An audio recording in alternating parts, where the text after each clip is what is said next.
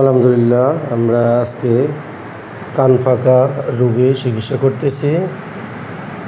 বাচ্চাটির কানের ভিতরে অনেক ময়লা, এমনকি কানের ভিতরে ইনফেকশান হয়ে ফুঁস সহকারে কান একদম নোংরা হয়ে গেছে। আমরা এখন সম্পূর্ণরূপে কান পরিষ্কার করব, তারপর আমরা ট্রিটমেন্ট দেব।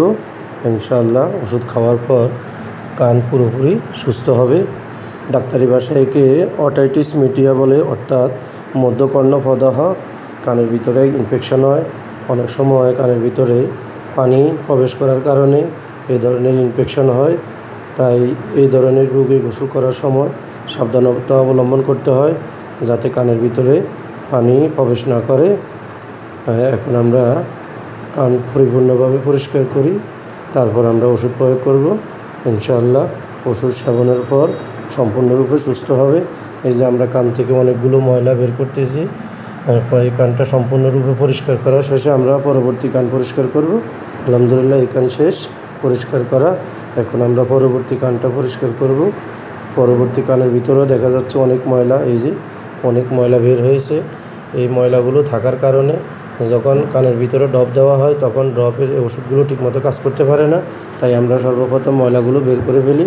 এরপর যখন ড্রপ দেওয়া হয়, তখন ওই ড্রপের যে ওষুধগুলো আছে, ওষুধগুলো সম্পূর্ণরূপে কাজ করতে সক্ষম হয়। তখন রোগী দেখা যায় তাড়াতাড়ি সুস্থ হয়, আর এতে তেমন কোনো ব্যথাও হয় না। কারণ কান পরিষ্কার করার পূর্বে আমরা স্প্রে দিয়ে থাকি, অর্থাৎ লোকাল স্প্রে। এটি দেওয়ার ফলে কান সাময়িকভাবে অবশ হয়, ফলে রোগী তেমন ব্যথা অনুভব করে না। তাই আমরা তাড়াতাড়িভাবে রোগীকে সুস্থ করে তোলা সক্ষম হয়। আলহামদুলিল্লাহ, এই কানটাও সম্পূর্ণরূপে পরিষ্কার। এখন আমরা কানটি শুকনোর জন্য ওয়াশ করতেছি।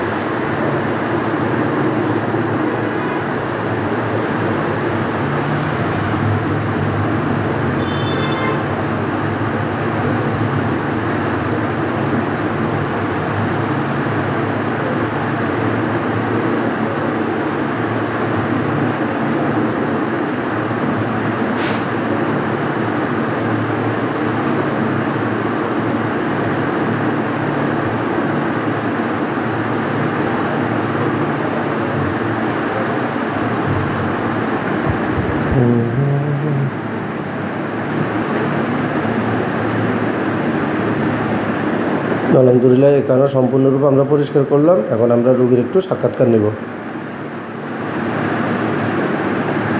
করছি, তুমি কি ব্যথা পাইছো? ব্যথা লাগছে? লাগে না? হ্যাঁ, আচ্ছা, ঠিক আছে।